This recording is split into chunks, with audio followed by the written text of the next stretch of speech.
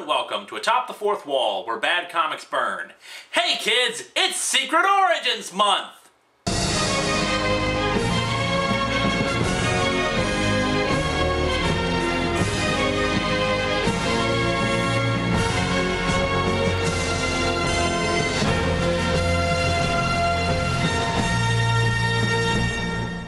Welcome to Secret Origins Month.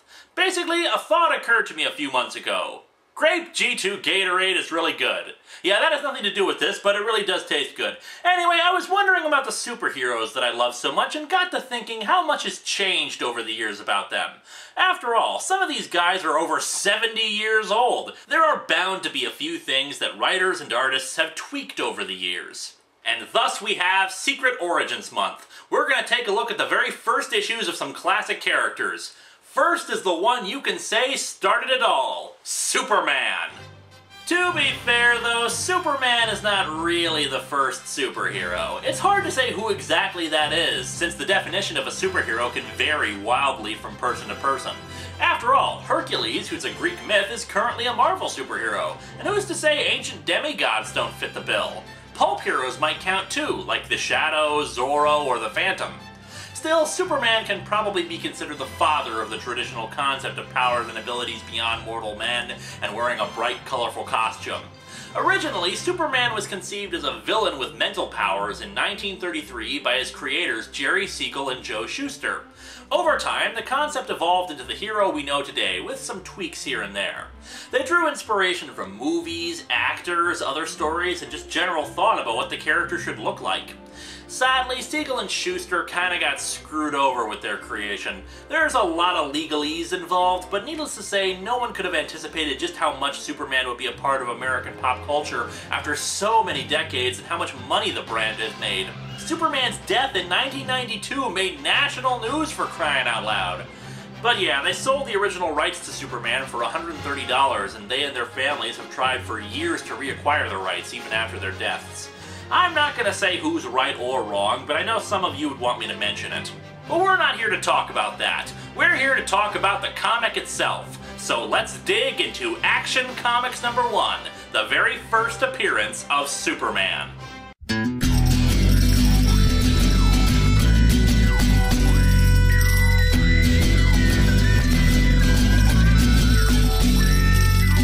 Welcome to Atop the Fourth Wall, where bad comics burn. Linkara's gonna teach you all a lesson you won't learn.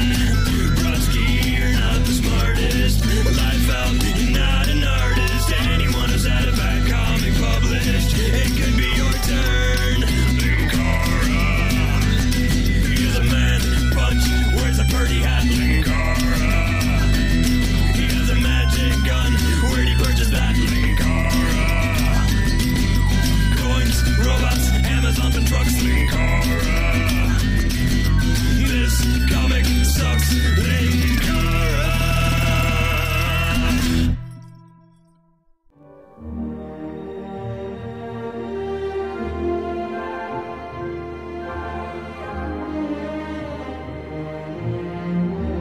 Now, of course, I don't have a copy of the original comic. If I did, I wouldn't have it for very long because I'd immediately sell it. There aren't many copies left in the world. After all, who knew that a silly little comic book published in 1938 would be worth $1 million 70 years later? Oh, and just a little disclaimer here, this is all in good fun. I'm evaluating the comic with modern standards, and of course it's probably not gonna stand up. I freaking love Superman, and this is all just for laughs. Anyway, let's start with our cover. Like I said, I'm reading from a scanned copy, but gee, someone really put this one through the ringer. Every edge is worn and ripped, it's kinda dirty. Didn't anybody have a reprint they could use for the cover? But yeah, Action Comics #1 for 10 cents. You know, at the time of this review, there's debate about the rising price of comics to $3.99 per issue. Man, money was so much better during the Great Depression. Wait. But about the cover itself, I'm just curious about a few things. One, why were people driving around what looks like the middle of the desert? Two, was that guy underneath the car? I mean, he's crouching, he looks rather surprised about this, like, geez, what the hell happened? And then there's this guy, who looks like he needs some Alka-Seltzer for his headache. We open with Superman's origin story. Just a little bit of trivia for the format here. It was originally pitched as a comic strip, but when National Publications, the comic publisher at the time, was planning on making Action Comics #1, they told Siegel and Schuster to reconfigure the story so it was in comic book format. So they had to literally cut and paste their strips into 13 pages, hence why every page of the story has 3 rows of the exact same length and width. As a distant planet was destroyed by old age, a scientist placed his infant son within a hastily devised spaceship, launching it towards Earth. In retrospect, since the planet was dying of old age, they really should have seen this one coming. When the device landed on Earth, a passing motorist, discovering the sleeping babe within, turned the child over to an orphanage. Calling the police had not been invented yet. Attendants, unaware the child's physical structure was millions of years advanced of their own, were astounded at his feats of strength. My God, fellow orphanage attendants! That child is lifting that inflatable chair! When maturity was reached, he discovered he could easily leap 1/8 of a mile, hurdle a 20-story building, raise tremendous weights, run faster than an express train, and that nothing less than a bursting shell could penetrate his skin. Wait, he learned all this when he reached maturity? What the hell was going on in the intervening 18 years or so? Did the orphanage attendants just forget about the incredibly strong child? Sir, don't you think we should tell someone about the fantastically strong kid? Quiet! No interruptions during Fibber McGee and Molly. Early, Clark decided he must turn his titanic strength into channels that would benefit mankind. And thus, the Weather Channel was born. Superman, champion of the oppressed, the physical marvel who had sworn to devote his existence to helping those in need. Here's another trivia note for you. Schuster and Siegel were both children of Jewish immigrants, and while there were very few stories that saw Superman directly engaging Nazis in World War II, the two did publish a story in 1943 for Look magazine that showed Superman taking Hitler and Stalin and bringing them to the League of Nations for war crimes trials against their own people. And that is awesome! A scientific explanation of Clark Kent's amazing strength. Oh, this ought to be good. Kent had come from a planet whose inhabitants' physical structure was millions of years advanced of our own. Upon reaching maturity, the people of his race became gifted with titanic strength. Of course! Don't you know anything about science? Whoa! Just had a humbling thought. Superman at Earth's End was the eventual result of this comic. The story proper begins with Superman leaping through the air. Yeah, when Superman was first invented, he didn't fly, just leap. And carrying a woman tied up and gagged. Yeah, when Superman was first invented, he was a kidnapping asshole. Superman goes to the governor's mansion and demands to be let in. The guy at the door, I presume it's the butler, says he can come back in the morning. Go away and come back tomorrow. Tomorrow? Superman, though, is not one to be stopped by doors and just bursts his way in. Oh, and his cape keeps disappearing. Answer my question. Are you going to take me to the governor? No, I won't. Then I'll take you to him. But I answered your question! Superman proceeds to goofily lift the butler up over his head with one hand and walk up the stairs, the guy screaming for help all the way. They reach the governor's room, which is guarded by a locked steel door. Is the governor routinely menaced by costumed super beings? Why does he have a steel door for his bedroom? Try and knock this door down. And Superman proceeds to do just that, ripping the thing off the wall. It was your idea. Okay, I admit I kind of walked into that one. The governor is woken up, Superman explaining that an innocent woman is about to be executed for murder, but he has a signed confession from the real murderer. The butler tries to shoot Supes, thinking him to be some crazy man. Crazy strong man, considering the door thing, but whatever. Naturally, the bullet ricochets off of him. Also, in the bottom left corner is this silly little clock. A life hangs in the balance. 12 minutes to go. After Superman's cape vanishes again, the governor asks to see the papers, and now it's 9 minutes to go. So what, 3 minutes pass between Supes getting shot and then saying the governor can save the innocent woman? What's even goofier about this is that that's the last time the clock thing happens. And I know you're thinking that it'd make more sense when this was strips and not pages for a comic book, but no! What would have been the next day's comic strip doesn't have the clock thing either. I mean, you can't just have some pointless clock appear for suspense reasons and not do anything with it.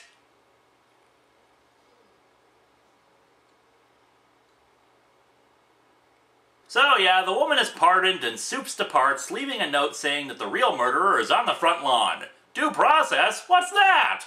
The next day, Clark is relieved to see he's not mentioned in the report.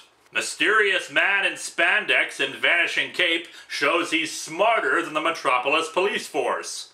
Editor's note, steel doors, are they the way of the future? Miles away, in the governor's private chamber. Yes, his private chamber. That has 8 people in it. The governor's just happy that someone with that kind of power is on the side of law and order. Which is why he broke into your house and beat up your butler and broke your property and obtained a confession from an unwilling woman. Seems to me that Superman is on his own side of law and order there, Governor. And yes, we know it was an unwilling woman, otherwise why the heck would she be tied up and gagged? Don't answer that. We cut to the Daily Star, which is what it was originally called, where Clark's editor tells him to try to figure out anything he can about Superman. However, that's interrupted when he's given another assignment. Hurry, Kent, a phone tip. Wife beating at 211 Court Avenue.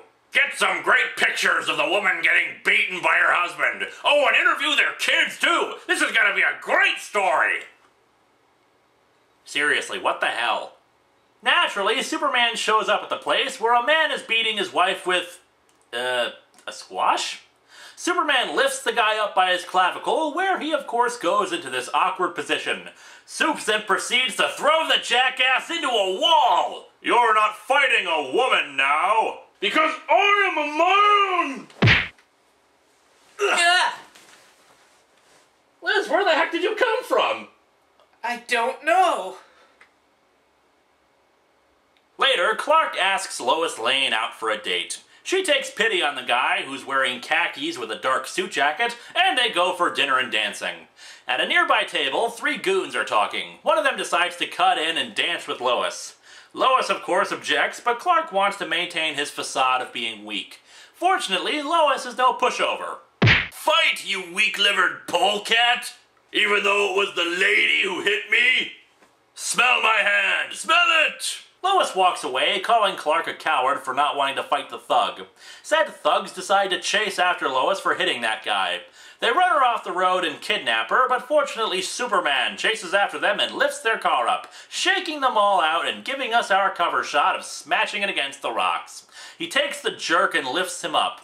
This will take but a few seconds. Time for a power wedgie! Soups takes Lois home. I admit it's kind of sweet in hindsight considering their future marriage and especially the original Superman movie. Still, just imagine how goofy this scene would be in the movie if it was Superman hopping around instead of flying.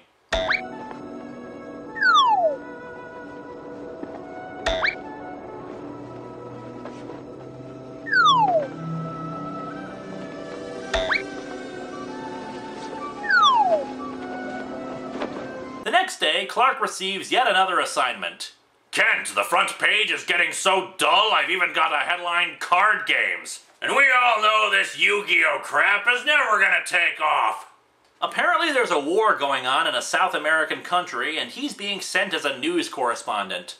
However, Clark instead takes the train to Washington, D.C. Yes, our hero ignores the news assignments given to him to do whatever the hell he feels like. In this case, he observes a senator talking to a lobbyist and overhears their plans to meet later. At the senator's home, Superman is waiting outside to listen in on their conversation. I've told you to avoid me in public. What would people think if they knew I had anything to do with you? A lobbyist meeting a politician? What new spore of madness is this? By the way, is it just me or is this lobbyist Vincent Price? I had to see you. Tell me, do you think you'll succeed in pushing the bill through? And yes, they spelled through like that. It's either a thing they did in the 1930s, or this was a precursor to text messaging. There's no doubt about it. The bill will be passed before its full implications are realized. Before any remedial steps can be taken, our country will be embroiled with Europe. My God, that son of a bitch wants America to oppose Hitler! Stop him, Superman! Well, admittedly, it leaves it pretty vague about that, since the only line says embroiled with Europe, which could mean getting America to side with the Axis powers, but it's kind of wince-inducing now if they meant to end America's neutrality at the time. It's also kind of amusing, considering a year after this comic was published, America's Neutrality Act would be amended to allow cash-and-carry arm trades to Great Britain and others opposing the Axis powers. It's a funny old world, isn't it? As Vincent Price leaves the senator's office, Superman intercepts him and drags him out a window. They jump onto telephone wires, Vincent Price panicking because he thinks they'll be electrocuted. No, we won't. Birds sit on telephone wires and they aren't electrocuted, not unless they touch a telephone pole and are grounded. Damn, he's right! You win this time, comic, but I'll find another way to call bullcrap on your science somehow! And so our story ends with Superman taking Vincent and leaping towards another building as if to fall. And so begins the startling adventures of the most sensational strip character of all time, Superman! It begins by giving a perfectly legal lobbyist a heart attack. A physical marvel, a mental wonder, Superman is destined to reshape the destiny of a world. All shall bow before Superman, or he shall knock down your steel doors and wreck your cars. I went back and forth about whether I'd talk about the other stories in Action Comics #1, since in both the Gold and Silver Ages, comics had more than one story in them, but I think I'm gonna hold off on them for the time being. They're not really all that impressive. There's a black and white western, a story of Zatara, a Golden Age magician superhero, whose nemesis is a woman called the Tigress, who does not go out of her way to look anything like a tiger. A short prose story meant to be continued next month, a humor story, a story of Marco Polo, a slightly racist little boxing story about a blonde-haired white guy facing off against an aborigine wild bushman, a black and white crime drama, and finally another western. Maybe I'll come back to them somewhere down the road, but right now we're talking about Superman. His first outing established a lot of things that had become common. His relationship with Lois, mild-mannered reporter, enhanced strength, etc., etc. On the other hand, though, he's guilty of destruction of private property, threatening lives, coercing confessions, kidnapping, and reckless endangerment. So basically, when Superman started out, he was the superhero equivalent of the Kool-Aid Man. See you next week for more of Secret Origins Month.